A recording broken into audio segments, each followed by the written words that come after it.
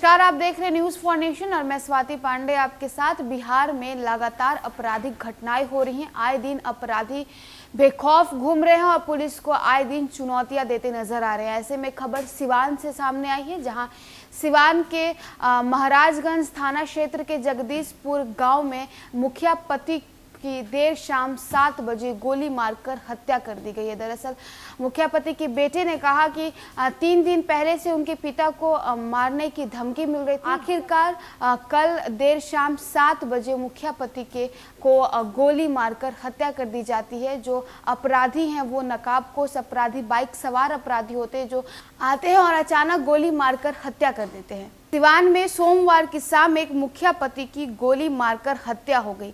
घटना महाराजगंज थाना क्षेत्र के जगदीशपुर गांव के पास की है। मृतक की पहचान दरौंदा थाना क्षेत्र के रुकुंदीपुर पंचायत के मुखिया बबीता देवी के पति 30 वर्षीय प्रदीप तिवारी के रूप में हुई है। मृतक के बेटे ने बताया कि 3 दिन पहले पिता की हत्या की धमकी मिली थी। घटना सोमवार की शाम करीब 7 बजे की है। प्रदीप महाराजगंज से बाजार करके अपने घर रुकुंदीपुर अपनी बाइक से लौट रहे थे। इसी दौरान बाइक सवार 2-3 की संख्या में पहुंचे नकाबपोश अपराधियों ने उनके ऊपर अंधाधुंध फायरिंग कर दी। गोली उनके सीने और पेट में लगी। इसके बाद अपराधी वहां से हथियार लहराते हुए फरार हो गए। घटना के बाद स्थानीय लोगों ने मुखिया पति को महाराजगंज अनुमंडलीय अस्पताल में इलाज के लिए पहुंचाया, जहां चिकित्सकों ने उन्हें मृत घोषित कर दिया।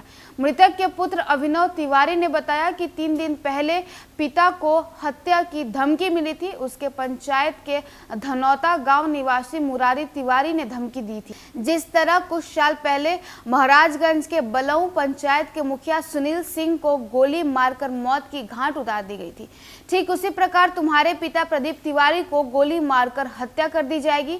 घटना के तीसरे दिन बाद उनके पिता की गोली मारकर हत्या कर दी गई। मृतक के पुत्र के अनुसार उनके पिता प्रदीप तिवारी को मुन्ना तिवारी के साथ पुरानी रंजिश है। बताया कि मृतक के पुत्र ने मुरारी तिवारी तथा उनके पुत्र त्रिपुरारी तिवारी, ऋषि तिवारी भिखारीपुर निवासी सोनू सिंह को आरोपित किया है।